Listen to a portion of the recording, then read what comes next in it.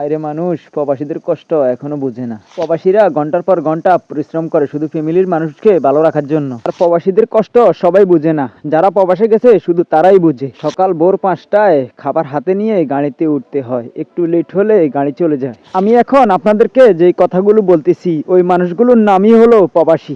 এখন প্রবাসী মাসে 1 লক্ষ টাকা ইনকাম করে, কিন্তু টাকা সে খরচ করতে পারে না। প্রবাসীরা পরিশ্রম করে, আর কিরকম পরিশ্রম করে সেটাই ভিডিও দেখে আপনারাও শিখুন। সে একজন প্রবাসে যাওয়ার সময় কত কষ্ট করে, আর নিজের ইচ্ছে যখন প্রবাসে চলে যায়, আর চাইলেও নিজের ইচ্ছায় সে কিন্তু আসতে পারে না।